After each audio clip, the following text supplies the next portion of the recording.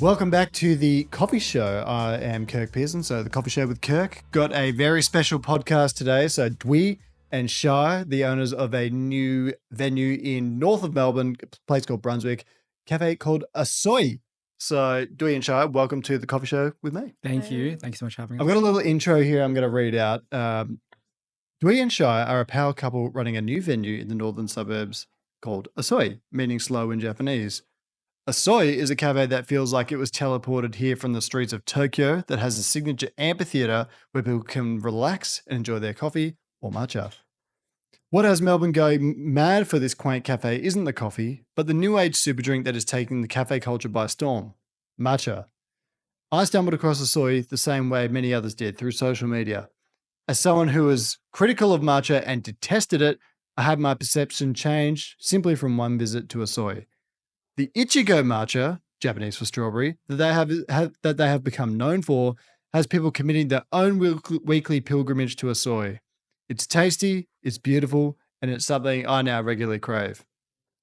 If you're going to open a cafe in 2025, you should study what Osoi have done, as this is the model for the modern cafe. Welcome to the podcast, guys. Thank you, Kirk. Thank you. It really is like something to study for people to...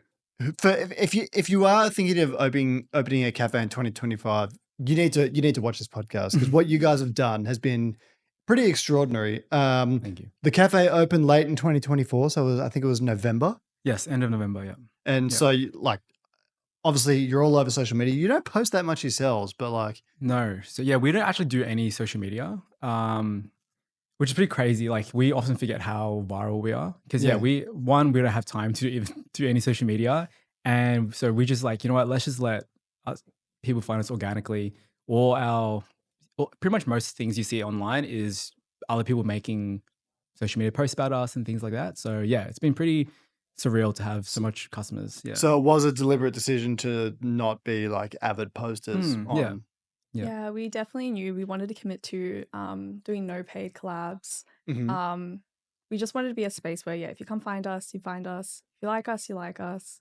So grateful for everyone who has posted about us, influencers, friends, family. So what was it? So you were both working different jobs previously. So who's in healthcare? So you're in healthcare and you were working in law. Yeah. So what motivated you initially? Because I find this is something that so many people listening to this podcast that won't actually have worked in coffee can take something from. What motivated you to quit what you were doing to start a cafe? Yeah, I'll go first. Yeah. So a bit of a background. I grew up in a bakery, and my mum had a bakery, still has a bakery for 25 years. So I was, being the classic Asian immigrant son, working there, doing the tills and things like that. I grew up actually hating it, because child slavery almost. The classic, Real child labor. Yeah, being child labor. But I went out, studied law, and then I sort of didn't see myself doing this for the next 40 years of my life, being a lawyer. Did you practice law at all? Yeah. So it was only very briefly, and I was like, nah, I can't see myself doing this. Sort of saw, I guess, how others, my peers around me, especially superiors, were I guess, not as fulfilled in their life from what I saw. So then I was like, you know what, I got to do a career change, and decided to go back in hospo. What's it like working in law as a junior graduate? It's paint a picture I think it's when a lot of students go into it with, I guess, a very idealistic view of what life would be like. I literally went into it because I watched Suits growing up, and I'm like, whoa, this is really cool. But then you go into it and it's not really like that. Like with most things, I'm assuming. But it's a lot of the work was just not as fun, I guess, as I thought. So and then contrasting to you, Shai, so you worked in healthcare. What were you doing? I was a midwife. Okay. I went into it really young. I didn't really feel like I had many options. Growing up brown, felt like I could only choose engineering, medicine, law. Didn't like any of those things. Thought, hey, midwifery is in medicine, it's pretty good. Lines with my values. But I got burnt out really quickly. I think, yeah, I was just a bit unlucky in my experiences in midwifery, and I became a carer at a young age. So I think caring full time whilst also being a midwife was really hard. So I left midwifery pretty early, and I still worked within healthcare on the corporate side of things. I've done so many random jobs. Mhm. Um, and yeah, I felt like I still got so burnt out from all those corporate jobs because there was nothing I was really passionate about. And working when you're not passionate about it feels so much harder. It's tough.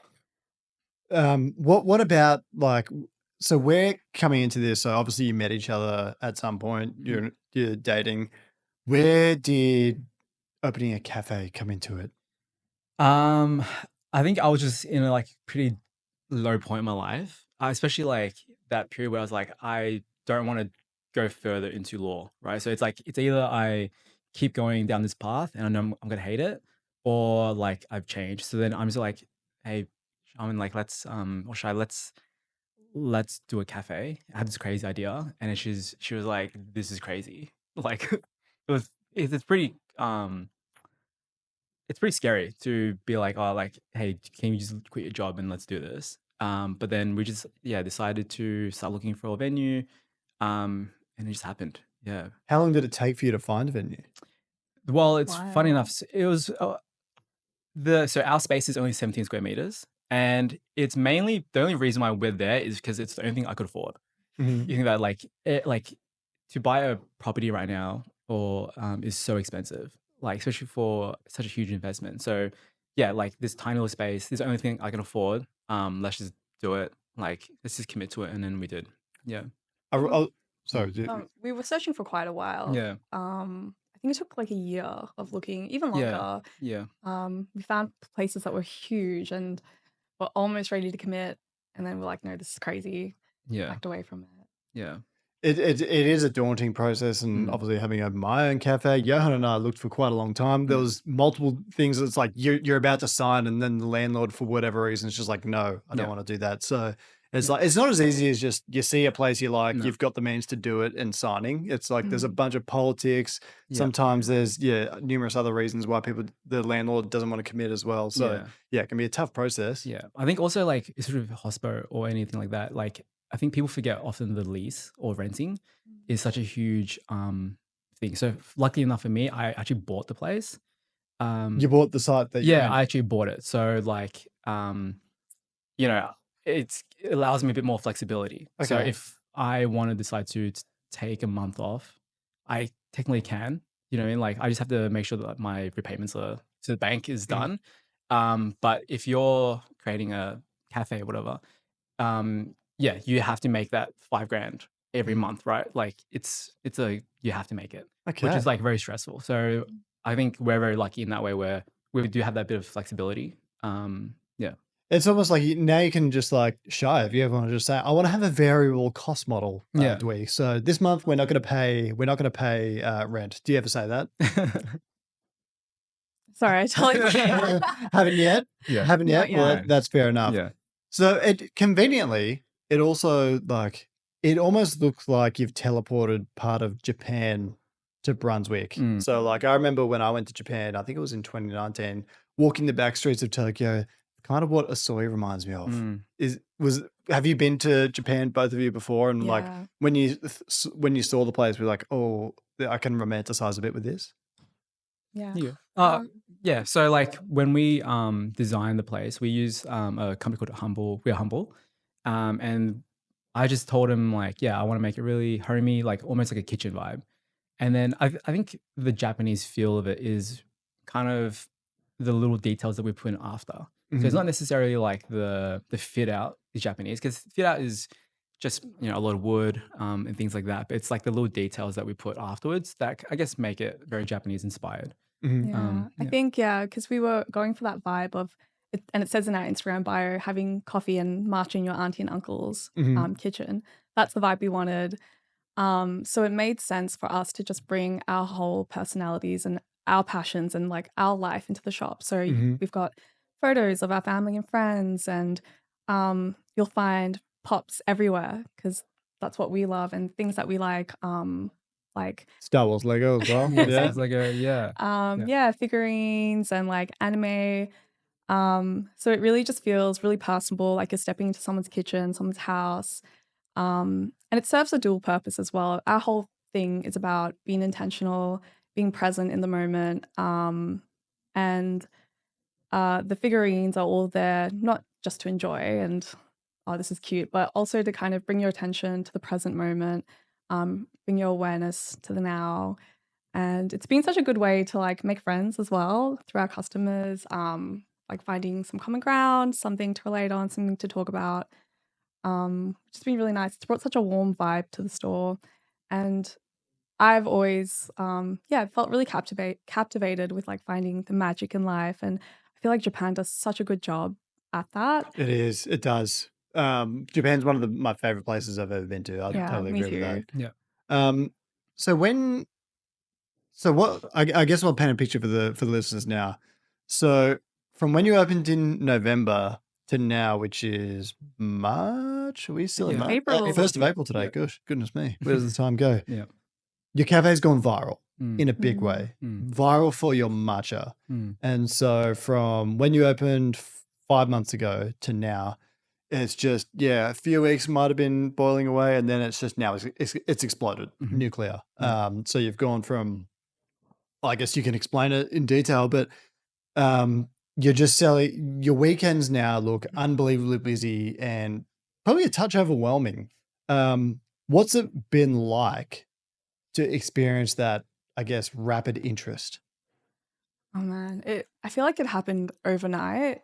Like literally we went to bed seeing this TikTok. Oh cool, somebody shouted out our cafe, shout out our matcha. Awesome, it's got like 200 likes. Went to work the next day and ran out of lids, ran out of cups, ran out of ice by like 12. Yeah. Just all these people from everywhere coming to visit us, and we've kind of had to just run with it, and figure out a lot of things along the way. And it's been really fun. Really fun meeting people all across Melbourne and internationally and interstate. But it's been such a huge learning curve as well. So it was literally just like a couple TikToks and then boom. Yeah. Yeah. It was one TikTok. It was from actually we're now friends with her. She's from Melbourne Matcha Girlies. They have an Instagram page. I don't I've know. seen them. Yeah. That's who I saw. That's Yeah. okay. Yeah. So like shout out to Tara. Yeah, she's great. Yeah, and then like just overnight, like we're like, why is so many people here? Like randomly this today, and then we figured, oh, okay, it's from this one TikTok. But my whole philosophy is like, you just gotta just do the best you can in the moment. Just run with it. Try not to get too overwhelmed, like, and just try to like problem solve. If you run out of lids, like just try to order more and ice. Like just get a little bit better each day. So, yeah. And so when you were planning to open the cafe, were you expecting to be more of a coffee venue or a matcha venue? Probably 50-50, to be honest. Like we both love coffee and matcha. So we were just like, yeah, we'll even have coffee and matcha. And then sometimes people come in like, oh, do you guys have coffee here? And I'm like, yeah, I just bought a $30,000 machine. Yes, we do. Like our coffee's pretty good. But it's great. Yeah, I think especially when we were opening the business, we split it up by you took care of all the coffee stuff and I took care of all the matcha stuff. Right. So we expected both to do really well. But again, I think it's because we just found our community, and the matcha community in Melbourne's amazing. Yeah. So cool. We learnt so much from our community as well. Like the way we do our matcha now is so different to when we first started, and that's all based on feedback. How?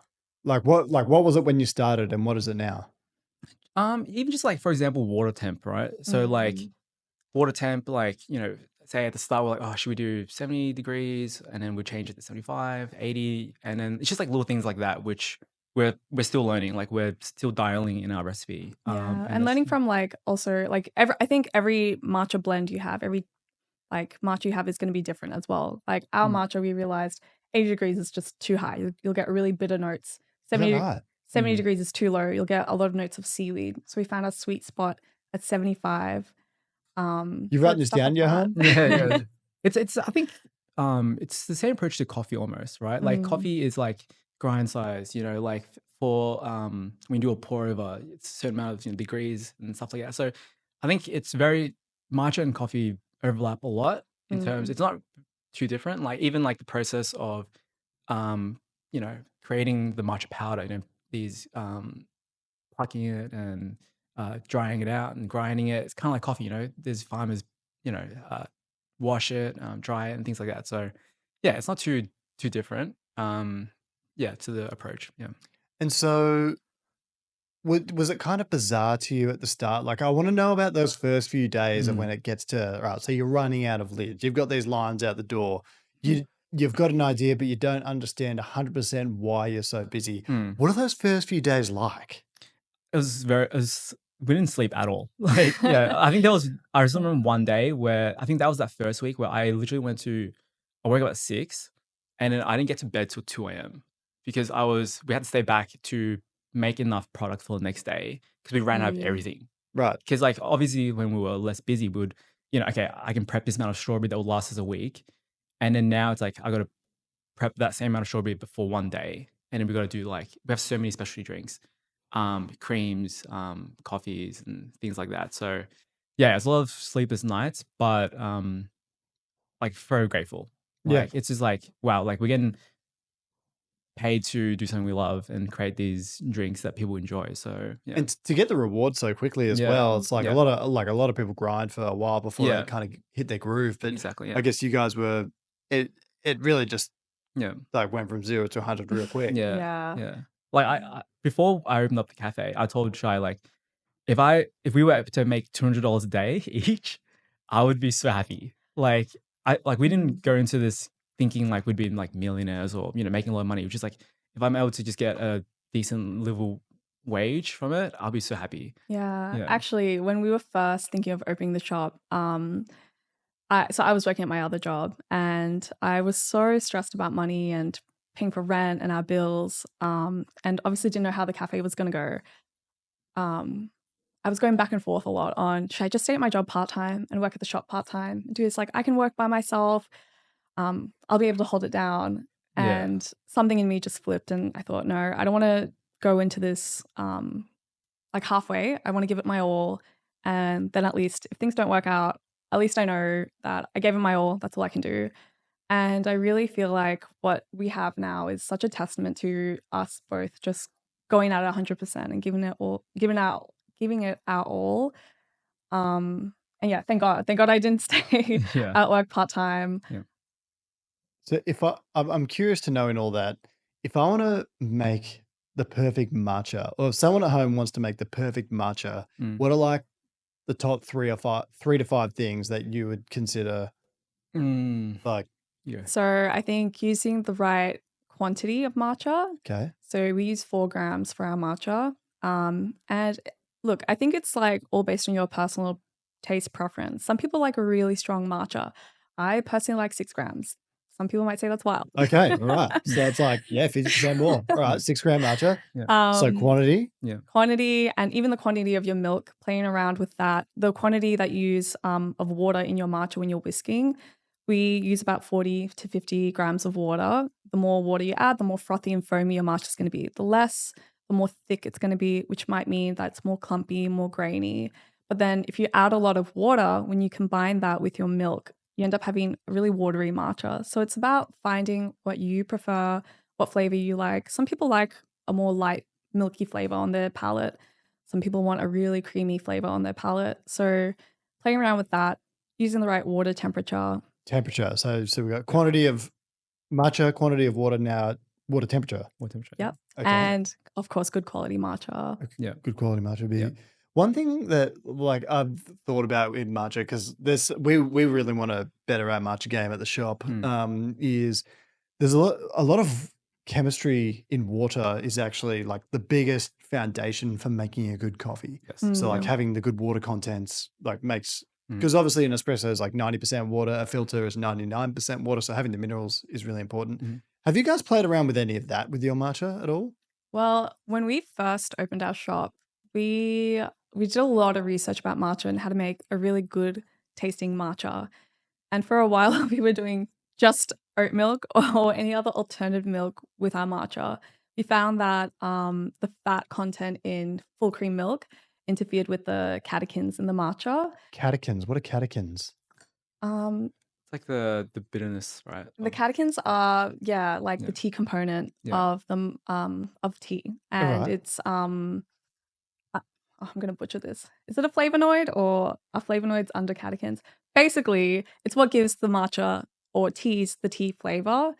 And I guess the fat content of milk kind of, if I can describe it in an easy way, kind of like eats up or covers these flavonoids. Well, I suppose because it's like a fatty, Mhm. proteinous Yeah. thing that when you combine the ingredients, you probably dilute the flavor, I guess, in some Yeah, way. Yep. exactly. And it also coats your tongue as well. So you end up having a really kind of bland matcha, kind of ordinary. So we found oat milk was really good. The oat milk we used as well. We tried so many different oat milks. Actually, even the matcha, I think we went through maybe 30 different types of matchas. 30. Yeah. At one point, I was like, do I even like matcha? Have I just been gaslit Yeah. into following this trend?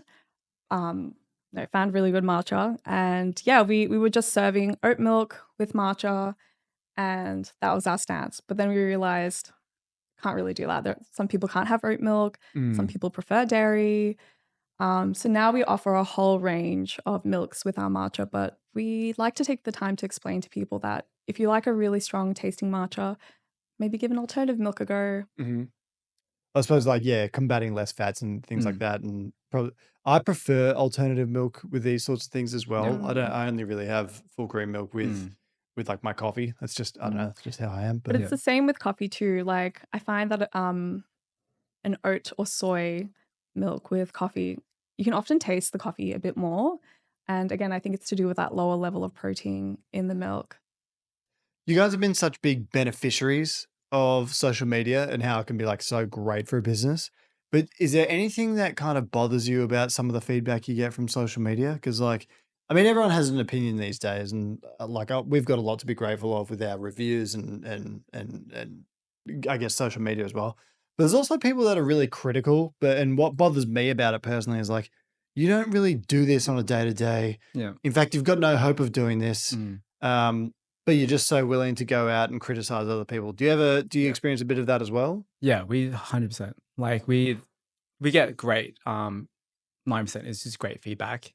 There's a couple like Google reviews which at the start we were like, whoa, this is so mean. Yeah, Like, people are savage these days. I was Hey, like, well, this is so mean. It's like we're just serving like a drink. So mean. But then I think it would affect us at the start. But I think for now I've sort of able to be like, it's all right. Like, you know, you can only do the best you can and just take the positive. And then if there's a really constructive feedback, we'll learn from that. But yeah, it is tough sometimes. I think especially for shy, like As a people pleaser, not great. okay, yeah. But on the other hand, I guess looking at the feedback online, TikToks and Google reviews, I've grown a lot from it. So it isn't all just bad. There's a lot to be learned from it, and I always appreciate that. I think what I'm getting better at is looking at content, reviews, TikToks, when I'm in a better headspace and trying to look at it from a lens of growth rather than taking it really personally. yeah. But I will say though, like for me, a 1-star, it has to be like almost criminal. So something almost criminal has to have happened to give a 1-star. Because if you give a 1-star to a business, that's like extremely detrimental. Yeah. And it's something I'd like people to think about as well. Because like, obviously you can have a bad time. And part of like Google reviews is like giving other people a reference for what's good. So there's like a role in it. But it can be quite, I guess, slanderous. Yes. And it can be quite like mean. And to me, like the threshold for a 1-star, it's got to be like you got to like the cafe owner slapped you or something. You know, like I don't know, like a 1-star, like that's pretty harsh. Agree? Disagree? I agree. I think like for me personally, like even if I had a bad experience at a cafe or something, I don't think I've ever even thought like I'm gonna go to like Google review and like give them a 1-star. Like end of the day, like they're just trying to earn a living and do their best sometimes, you know. But I think I draw a lot of my experience from working at a GP clinic during COVID. Um, yeah, I remember having like a lot of patients come in who were just childish, just Yeah. nasty, and it was never to do with the service. And Mm. that's one thing I can attest to. I think doing that, we and our team, we provide really good service. So Mm. when we do get negative reviews, it's not really about us. It's something deeper. And it was the same when I was working at that GP clinic. I think maybe people feel a little powerless, and this is a way to regain power. Mm. If that's what you need, go ahead. Go ahead. Well, I'll tell you what, it's pretty wild for healthcare workers. My girlfriend is in her last year of dentistry, and she had to, like, obviously you have to deal with patients in the public health system that they come from a variety of walks of life. Some of them attend when they're like under the influence and those sorts of things. And then you have to deliver some pretty awful news sometimes as well. She had to diagnose someone with oral cancer recently. And it's like, that's the first time she's done it. She comes home in tears. It's like, that's a pretty hectic thing. And then you've also got to deal with erratic patients and stuff like that. Obviously, you don't have to deal with it on the same scale in hospitality. And this is part of why I love hospitality, because what it really is you're constantly making someone's day. Yes. And I've worked other jobs where really I feel like I'm ruining someone's day. And that's so much of what I love about hospitality. And to that end, do you kind of get a bit of that contrast or juxtaposition within your own lives? Like you coming from law, you coming from healthcare, then transitioning to this. Do you feel a bit of that? Do you? Yeah. Yeah, I think when things are hectic, I always just take a beat to breathe and remember no one's gonna die, so it's fine. Okay. It's all good. Mhm. It's just a drink. I'm just mixing bean juice, tea leaf with water. It's Mhm. fine. So it's definitely refreshing. I think dentistry, it's so tough. Yeah. People only come to you when there's something wrong and they're unhappy. Mm. So I think that's what's really fun about running the shop is we're always trying to have fun. Like when we know that there's a birthday, we'll always try and bust out candles. Okay. Or if we know someone's on a first date, we'll secretly just change up the playlist. Really? Have you ever, do you reckon you've ever, in doing that, Oh, helped someone secure the bag? 100%. Ooh. Okay. All right. Yeah. I mean, our store's a pretty cute spot for a Yeah, first date. So Yeah. But like I think the great thing about our cafe is like we really wanted to create like a little community, right? So like we both came into it being like, let's, coming from our fields, often like in corporate and stuff like that, you don't really create that many genuine connections. It's mainly just transactional, like, okay, I do this for you, you do this for me, whatever. But it's been really great to be kind of like a tiny bit of people's lives every day. Like, we've created friends along the way. Like, for example, recently, a customer's dog died. So bring on the mood, but it's been like it's just been great to like we've seen this dog so many times, and then like this these customers are like generally like our friends, and they've come in to like share that pain almost. And we've seen like kids grow up like a couple centimeters, and it's just been it's been really great. We have That right there, I'm sorry to interrupt. That right there, that's like what a cafe and hospitality is all about. Yeah. It's like, those moments you've been there for the customer who's gone through a hard time. It's like they confide in you, seeing the kid grow, a few centimeters tall. Yeah. That's what it's all about. I'm so sorry I interrupt, Shai. No, not at all. I completely agree. We're so lucky to have found the space that we have found. I feel like it's just divine. Like we're underneath 100 apartments, right next to the train tracks, and the community that we have above us, they're all, I'd say value-wise, they're all pretty aligned with us. We all have similar values. And my favorite part of running the shop has to be starting my morning with the residents. So having the residents come down, some of them in their pajamas, and then asking them, oh, how did that thing go last night? How was your mom's birthday? Whatever. And just sharing that moment with them, sharing a morning coffee with them. That's probably my favorite.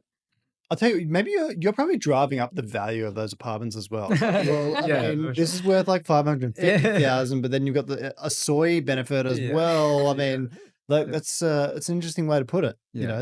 But like, how lucky are they to come down and get? Yeah, it's equal transaction. I mean, although with this period of virality, we haven't really seen the residents too often.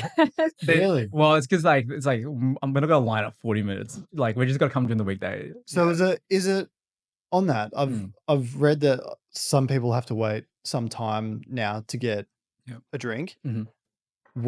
How do you deal with people that might get angry with that? Because it's like, it's not your fault that, No. you know, hundreds of people want to come and drink your drinks. And Yeah. so like, how do you Yeah. cope with that? Well, I think at the start, so how, again, it's just like changing your procedures, you know, from the start. So at the start, in my mind, I was like, okay, like all these people lining up, let's get their orders really quickly so then they can go and like sit down, relax.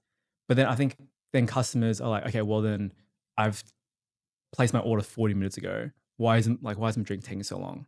Whereas now it's like, okay, you know, unfortunately there's got to be a line, but then your drinks come out really quick. So by the time you order it, it'll be like 10 minutes. So it's just like changing things up like that. And it's one of the things we can't really control, right? It's like we hand whisk everything. Yeah, so your drinks got to just go take a little bit longer. But that's the value in what you do, right? Doing Yeah. the hand thing is what they come for. That's why Exactly, they yeah. come in such Yeah. abundance. And then most people like are quite receptive to it. Like they'd be happy to wait in Melbourne line. loves a good line. Oh, Yeah, they it's do, in line. they Yeah, and they do. just line up. Yeah, so and plus, yeah, now like on the weekends we have a DJ. So like, you know, that's providing some sort of ambience. Brings the vibes. Bring the And vibes. Winston, our Yeah, dog. we have a dog. Yeah, who hangs So out. is your dog there on the Mm. daily? Yeah, now he Now is. he Yeah, is, Okay. yeah. Is that like one He's of the main he's our boss, Yeah. actually. Okay. Yeah. Yeah. Making sure we're doing our job. Yeah. So if you've got a HR issue, you get Yeah. Go speak to the big boss. rent's yeah. not coming in time, even though it's your Yeah. shop. Yeah. It goes through Winston. Yeah. So all right, Yeah. I get the vibe now. Yeah. But yeah, but people are happy to line up, I think. Yeah. Like, and people are actually so nice. Like when they come to the front, they'll be like, oh, like take your time, you know, like you're doing a great job. So yeah, and they've just lined up for like 40 minutes for like a drink. And then like sometimes people line up for like 40 minutes for a flat white. And I'm like, not even like from our specialty drinks, which I'm like, wow, like thank you. Like I think also they just want to come support us a lot of times. Like a lot of the community just like they just see like two kids just trying to, you know, do something, and then they just like would rather just come support you. How Yeah. old are both of you? I'm 29. 29? Yeah. I'm turning 29. Yeah. Okay, right. So I'm 30. So Oh yeah. all right. Yeah. So I thought you were like 23 or 24. Right. Yeah. Need to I'll get, take need, that. need to get the skincare. Yeah. We'll discuss that After. later. Yeah. What's been like? What do you think's been the biggest challenge since you opened it? Like, is it dealing with the popularity? Is it I don't know, just the time poorness or? For me, it's like a lot of keeping up with stock, making sure that you have enough strawberry, enough lids, enough like ice. I would never think that ice would be an issue for me. Ooh. Yeah, like we bought this beautiful, you know, ice machine that I'm like, this is going to last all day, and it used to last all day. It probably lasts us 2 days, and then now it runs out by like 10 a.m. So I got to go buy ice from the local convenience store, but it's just one of the things you just have to deal with. Yeah, so I think stock is a big thing. What for you? You brought this up earlier. I think just managing life with work and just balancing all the plates, keeping them all spinning, and then having room for yourself as well. Taking time to rest and see your friends and your family. But I think the best advice I've ever seen online was to just focus on one hard thing at a time. Don't need to do it all. It's been going pretty well. Johan and I talk about this thing called, well, he always explains it to me. You've got to make sure you have enough oxygen. You're trying to do too much in 1 week, Kirk. You need to knock a few things. Because I'm the crazy guy that comes with the ideas, and he's the guy that's like, all right, well, this is how we make it work. You've got like 20 ideas. We can do 3. Yeah. So like, Sounds like me and Dee. Yeah. She's usually the one like creating all these like crazy ideas and like, you know, like drinks and stuff like that. And I'm like, oh, like logistically, I don't think it's gonna work or whatever. But then it's like you find the happy medium. So it's like you got to have, you know, two people like that to create something beautiful, right? You can't just have 2 people just purely on one side. Yeah. So yeah, you just find that partner and it just works. It helps to have a really good coworker. Okay. Co-owner. Yeah. the 3 of us are now going to name our favorite drink on the Osoi menu, starting with me. I'm an Ichigo matcha guy. So, Shai, what's your favorite drink on the Osoi menu? It has to be our newest drink, the Besaid Island. Besaid Island. Besaid. If you're a Final Fantasy fan, you know. Yes? Yeah. Okay. Yeah. Yanzon, yes. It's a melon oolong tea base. We use tea from Lipikia, which is a tea shop in Melbourne. They specialize in specialty tea from Japan. They're awesome. Love them. And we've popped a genmaicha and matcha thickened cream on top with some pandan extract. It's all the things I love. It tastes like a feeling in a drink. Feels really nostalgic of all the snacks and drinks I would consume when I was playing Final Fantasy as a Mhm. young girl. And so I've named it after a place that's really special to me in the game, the Sade Island. The Zayt Island. So bit of a nerdy personal drink. And for me, it would be the Vietnamese coffee. 'Cause- Vietnamese coffee. Yeah, so I'm Vietnamese, so we've done it a bit differently where we do traditional Vietnamese coffee, condensed milk, but then on top we've done a yuzu cream. Mm. Yeah, so it's like it's kind of what, because like we used to always love the Mont Blanc from Good Measure. Mhm. Those guys have nailed it. So we're like, how do we don't want to just do a Mont Blanc, right? Like we're not gonna do it as good as them. They've nailed it. So it's like, how can we sort of bring that inspiration onto our own drink? So yeah, we did the thickened cream with yuzu, like a very Japanese inspired ingredient, and popped on the Vietnamese coffee. So that's probably my favorite. Yeah. My goodness. What's the process of making a drink like this? Because my strength is making coffee, but my weakness is making a signature drink. And where the market's going is like, obviously, doing drinks like this is enormously beneficial. You obviously gain a high level of interest. You can charge more. Yes. And it's like, it's just where cafe culture is going. Yeah. So what's like, do you have a process? Do you just think of an idea? It's like, and then how do you like test the ingredients? 'Cause you're talking about like Genmai cha tea, which to me is like speaking Chinese, like Yeah. I don't know that. And like, how do you go about it? It's just us in the car being like, what if we did this? What if we did that? Yeah, Oh, it's just like us this. brainstorming just randomly throughout the day, like, oh, this ingredient will go well with this one. And we're like, no, that's ridiculous. So like, literally Vietnamese coffee was like, Vietnamese coffee, like, what would be great on like yuzu? I'm like, oh, cool. And put it in the cream. Okay, like, it's just like, to be honest, I think if you're watching, like, just create things that you like to drink Mhm. and flavors that you know. Don't go out there and create something that you've seen online, like another cafe's done, and you see that they're doing great. Because when you go try recreate that, you're not going to know the flavors and the taste as well as because like you don't like it. I right? suppose in that it's kind of like you're saying, the journey is almost as important as the product. Yeah, 100%. Absolutely. Yeah, 100%. Yeah, just find inspiration from your background. If most of us are have immigrant backgrounds or things like that, like find dishes even like that you love or ingredients you love, and just try to incorporate that into a drink. And I think someone who does it really well is Good Days Canteen. They're an ice cream shop in Fitzroy, Mm. and their whole thing is creating really awesome ice cream with the nostalgic flavors. And yeah, they've basically highlighted cultural dishes from areas all over the world in ice cream, and the flavors are amazing. Like so strong, really good quality. Really love them and their stuff. Okay, I'm gonna come just like sit and drink one by one all the drinks. I'll probably be there on this Sunday, so you probably see me this Alright. Sunday. Yeah. Is there a big UFC fight on this Sunday? I can't remember. 314, I think. 314. I think so. I think that's next week. But there's Oh, something. next week. Oh, Japanese Grand Prix on this week. Oh yeah. You guys, you're a sports fan. I We were just discussing. Yeah. Are you into F1 at all? Yuki's. Yeah, I gotta watch Yuki. Yuki Tsunoda, yeah. first drive for Red Bull. Yeah. I'm a recent F1 fan. Right. Yeah. I'm pleased to inform you, it wasn't Drive to Survive that got me in. It was okay. my girlfriend, but I do nice. love Drive to Survive now. Yeah. Pretty Yeah. savage what they did to Liam Lawson, don't you think? Yes. So to bring everyone up to speed, and this is a podcast about coffee, and we'll bring it back there in a second, but Liam Lawson, new driver for Red Bull, lasted 2 races, and Yuki Tsunoda, who they've overlooked for years, is now finally getting his opportunity at Suzuka, which is the Japanese Grand Prix track. Yep. I'm excited for it.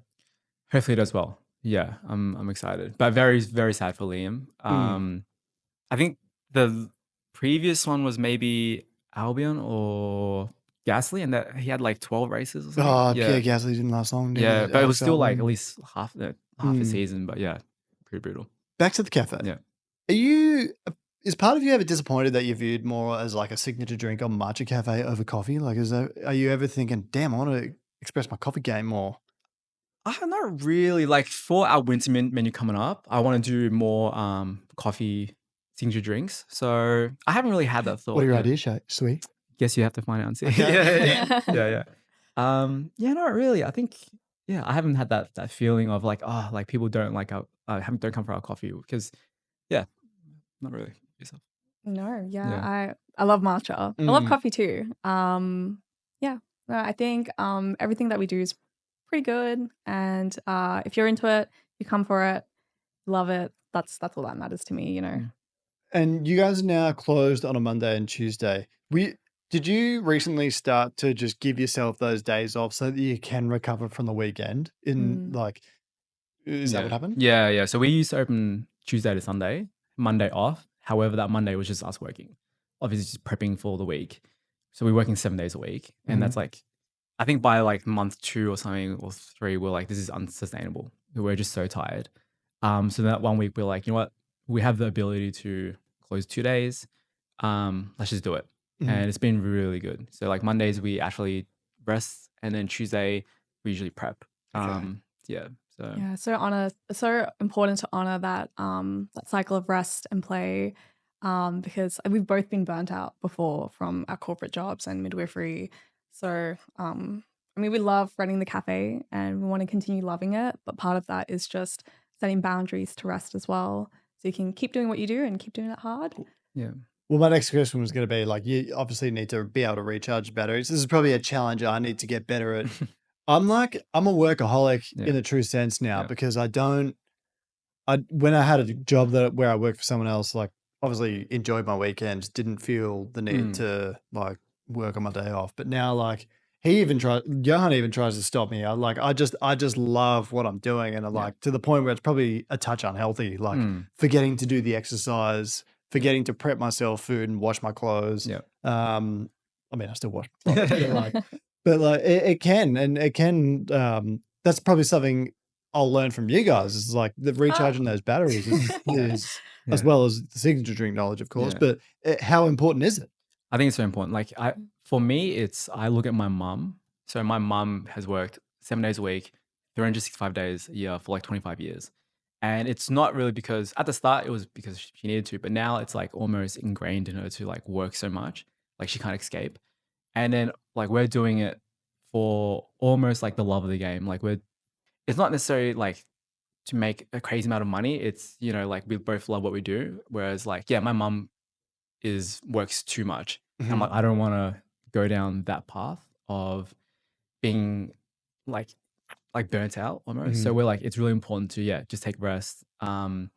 Make sure that if we want to do this for a long time and give it our all, we need to take at least that one day off to just, you know, make sure that we're in a happy mood for the rest of the week, right? Because if you're like tired on the Tuesday and you're serving customers, like customers can sort of see that. And a big part of our store is I love talking to customers. So it's like if I want to give that energy back, I need to be resting myself. Yeah. What do you think you did really well with the cafe, and what do you think you could have done better? Okay. I think what we've done well is like just when you walk into our cafe, it is an extension of us. So little like, you know, we have our family photos up of my mom and Shai's mom. We have our friends up. We have stuff that we love up, like toys and photos that we love. And you can sort of really feel the authenticity of it. So I think that's why people are really drawn to our cafe. So I think that's what we've done well. And like, if you're opening a cafe out there, like really bring, I think, I don't know if it's the correct model or not, but for us, it's like, just put your heart and soul into it. And I think people will resonate with that. I think that's what we've done really well. It's like what I was saying before, like I was kind of half in, half out with the cafe, thinking about staying at my part-time job, but I just realized like, no, I gotta give it my all. I have to be a little delusional about it, and just kind of be crazy for it. And just give it my all, and it's worked out. And I think our main goal with the shop was to create like a space to just rest and slow down. Osoi means slow in Japanese. It has double meaning. Like in English, slow can be good, but slow can also be bad. And we wanted to reframe slowness as something positive. And I think we've done pretty well on that. Like you feel so transported when you're in our shop. And I feel the same way in Japan. Like I feel there's just this transformative magic when you're there. You feel like you're in another world. And I feel that way at the shop. So I think we've done that really well and created a really nice, homey, cozy experience. In hindsight, what would you have done differently? Maybe the fit out. I mean, yeah, I love our fit out. And maybe it's just like maybe the layout of some of the things. Cause like, Bigger ice machine, perhaps. yeah, big ice machine. But I mean, like our space is so small. So I think it's one of the things like, I don't have any regrets. To be honest, it's like I've learned so much.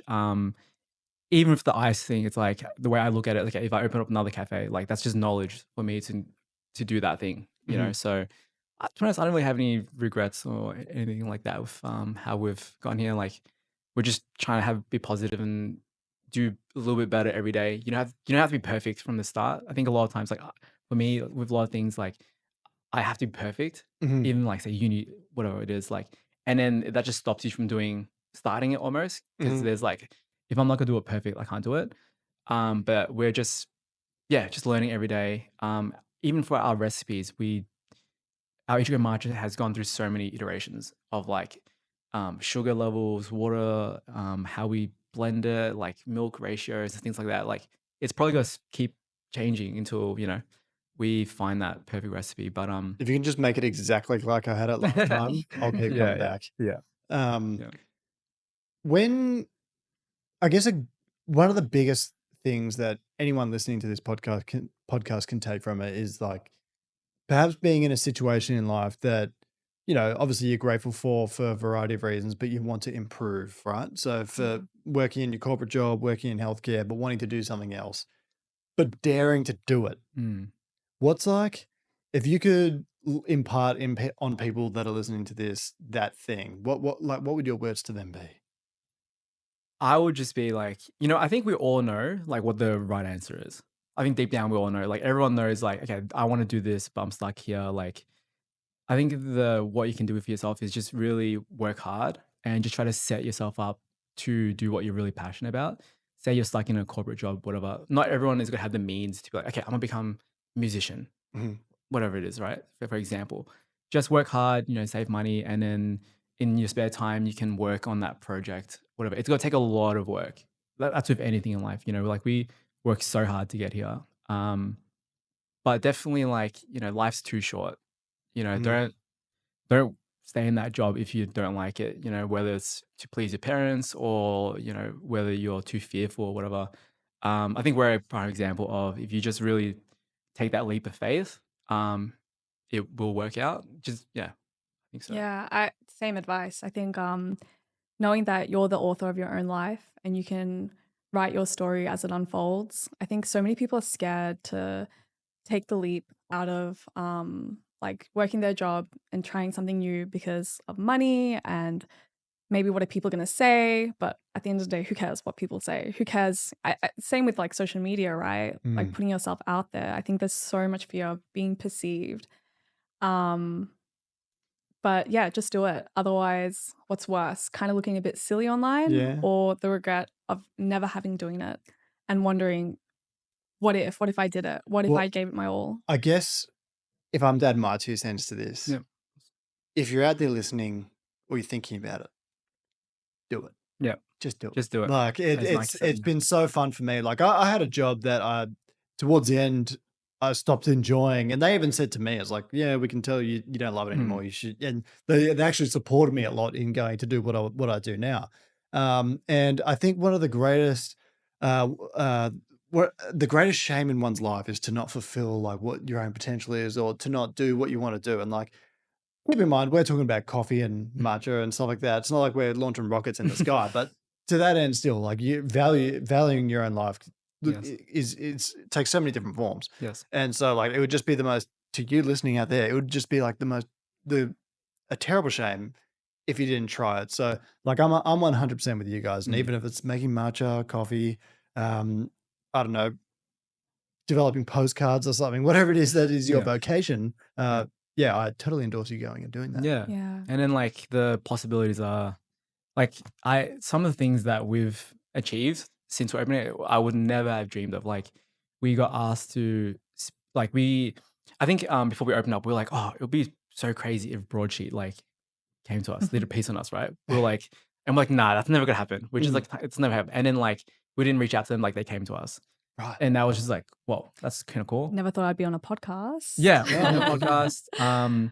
We got asked to speak at MICE on a panel. Like about senior drinks, and we're like, why? Like, Mm. yeah, like why? And then like in next week, Postcards, the TV show, is Right. is coming and doing like a little segment on us, Okay. which is like, yeah, it's just surreal. It's just surreal. And like I would never imagine this in my wildest dreams. So yeah. And sometimes with social media things, like the craze declines at all. Do you kind of Mm. expect that that'll happen to you, or do you Mm. have a plan to like, this is how we'll keep going, Mm. sustaining ourselves going forward? No, I think it will stabilize out. Mm. Like, people see online, they've come from far away. They'll come like, oh, this is good or not good, and then they'll never come back, or they might come back in a couple of months, whatever. For me, I just really want to take care of the people around me, so like community, so like Brunswick people. That's who it's got to be your main customers. And I think it's been great, like having people who live in Brunswick discover us for the first time, being like, oh, I live down the street, and like I didn't even know you were here. Mm. So yeah. Yeah, I think like right now we're just riding this crazy wave of virality, and these things are in cycles, right? Like not always going to be this busy and up here, and that's okay. I'm looking forward to like when things kind of steady out and we're able to invite opportunities for something different. Like I have so many plans for like, yeah, I'd love to do like a dessert night or like some slow service. There's just so many other things I'd love to do, and that time will come. So yeah, I think just expecting it. One random thing that I really want to do at our cafe one time is have like a Pokemon tournament. Oh my god, dude, We were- we literally just said this. We were like, let's have a Pokemon tournament here, or like we want to make our cafe into a Pokestop, Pokemon Go. Yeah. Okay, all Yeah, right. yeah. You can do that. Apparently, you can. All right. Yeah, we have to look into it. Yeah, yeah. Well, like I'm talking like get the Nintendo Switch out, Yeah, yeah, play. yeah. Have you guys played Pokemon Scarlet or Violet? No, Violet. no. Sword, Shield. I'm old gen. Okay. Yeah. What's your favorite Pokemon game of all time? Fire Red? Fire Red. Yeah. Okay. Fire Red. Old school. Shai, have you got an answer? XD Gala Darkness on the Really? GameCube. Really? Yeah, that's So like a good. very left field answer, actually. My favorite Pokemon game would have to be of all time. Oh gosh. Heart Gold or Soul Silver. Oh, Heart Gold. Because like Heart Gold. you're effectively getting 2 for 1. Two game, right? yeah, Like, you Heart can Gold is go good. Johto region, clear that out, and get Kanto Yeah. and fight Ash at the Yeah. big, like the very end. Yeah. Like pretty top dog, if you Yeah. ask me. And there's like a national Pokedex in Yeah. that thing, so you're getting like really good value out of that, if you Yeah. ask me. Yeah. Although Um, I have a bit of trauma from Heart Gold because I remember as a kid playing it, and then I randomly, like stumbled upon one of the legendary Pokemon, mhm. and as a kid I didn't know what to do, Mm. and it like ran away, Oh. and it just scarred me for like life because I had no access to the internet to be like, how do I like find this Pokemon again? And I just like quit after that. Like, Where is Suicune? yeah, I was like, what do I do? Like, I don't have a Master Ball. Like, what's happening? Yeah, Yeah. it's a killer. That's a little side. There's a couple of moves and items that you can hold. I forget what they are. Yeah, They're yeah. like I think it's Scary Face or something. That's the like thing. that. I didn't have internet back then. Yeah. So it's like, how do I find this information out? Yeah, you got to finesse that. Yeah. Last question from me.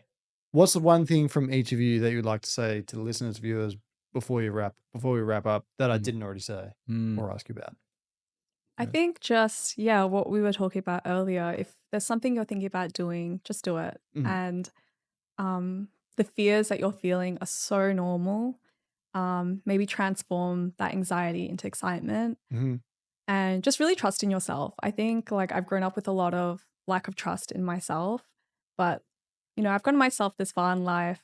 So just trust that no matter what you do, even if it doesn't succeed, you have all the capabilities to get yourself through it. Yeah. Yeah, for me, it's just like, I think in today's world, like everyone's so stressed, and so there's so much stuff happening in the world where it's so negative. Like for me, like I just want to spread positivity. So like, for example, on the window, I always do a little quote, which I find on TikTok, that's been inspired me. I'm like, oh, that's a nice quote. Like, and I'll write it on the quote, on the window. And then I think a lot of customers, it's really nice to see people like stop, like, and just look at it and you kind of just ponder. And then like, it's just little things like that. Like, yeah, just be positive. Take it easy. Our whole motto is slowing down. Our motto is slow sips, mindful moments. So yeah, that's it. Just slow down, enjoy life. Yeah. Enjoy that. life. Yeah. I love that. Well, I'm going to wrap it up right there. Oh. Before we go, we have a gift for you though. Oh, here we go. We have a gift for you. All right, so Damn. our store is full of pop marts. So we bought you one. It's from one of our favorite series. So it's like like Chinese. It's like what food? Asian food. Asian food and stuff. So you can unbox one yourself. It's a little blind box. Blind box, Unboxing. yeah. So is this like a food? No. It's a toy. So if you look in the nice. back, there's like these are toys you can get. It's essentially gambling for adults. Okay. Yeah. So yeah. So can I open it now? Open it. You know what's up. Yeah. We're introducing Kirk to a new addiction. All right. Yeah. I'm So probably butchering this open. No, it's fine. The box is not going to be any reusable state at all. No, Right, it's just a get little that toy. ASMR feeling going. Yeah. Oh, nice. Right into the microphone. Nice. Let's pull that out. Yep. And then Get a little. Oh wait, you have to see which one you want first. That's part of the fun. so look on the side. Okay. See which one you Part like. of the fun and the heartbreak, because it's heartbreaking when you Yeah, when get the one you want. All right. Well, I mean, of all the ones on here, and sorry for the listeners, they won't be able to see this, but I want the top one on the top left, green. Oh, the cabbage. Yeah. Yeah. Oh, that's cabbage, is it? Yeah, I That's think so. Like opening a up. cabbage. Currently opening. Yeah. Ooh. Imagine Zelda opening the treasure chest. Oh. What's that? It's like a Okay. This looks like a sticky date pudding. yeah. Like a little bit of arsenal. Yeah. So sticky date pudding. So cute. Thanks, guys. No That's so nice. And we got two more. Oh wait, one more. Two more. This is 'Cause where we all know- our money goes. Yeah, literally all our money just goes to like buying these toys. Anyway, so we know you love Dragon Ball Z, so we got you some Dragon Ball Z.